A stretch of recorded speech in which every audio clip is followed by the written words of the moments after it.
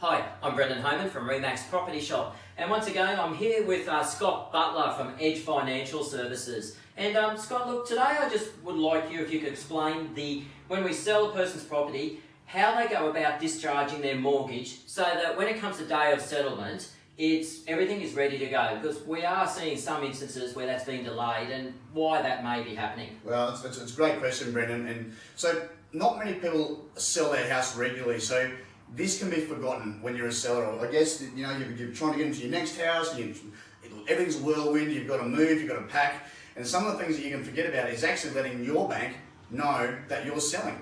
And so what happens at the day of settlement is that your bank needs to be ready to release the title to the titles office so the new bank can come in and put their name on the title of the new buyer.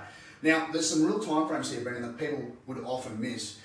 Our suggestion to your sellers, so your vendors, would be once the contract goes unconditional, that is the latest time they should be telling their bank and handing in an actual paperwork discharge release form for the title, letting your bank know that some other bank is going to be asking for the title back. Yeah, but don't the solicitors look after all of this for them?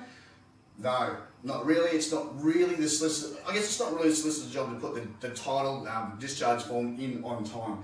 Look, we have some rules of thumbs, and look, some of the lenders say it needs to be in a minimum of 5 to 7 working days before your settlement date. However, there is a legislative time frame where they can take 20 business days. Wow. And so if you have most of our contracts don't even allow that long. Look, the earlier the better, because what will happen is that the buyer has done everything right, that everyone's coordinated, they all trying to book settlement in for the settlement date, and the exiting bank says, or the vendor says, oh, my bank's not ready to release my loan and my title. That's generally the reason. And then we need to open another extension. I guess, but if that happens, what can the buyer do? Well, in reality, the seller is at default. So if the buyer, for some reason, didn't want to proceed with the sale, the buyer would have means to pull out of the contract if the seller can't hand over title. Right, which would be tragedy for the seller who thought they were moving on from their property. Absolutely. A buyer who was ready to move in, they might not have somewhere to go. It could be really uncomfortable for everybody. Very important. Hasn't done due diligence. And at what stage can this form be put in? Would you say for it to be put in as soon as the contract is signed, or once it goes unconditional? No later than when it goes unconditional would be my rule of thumb for if I was advising a vendor.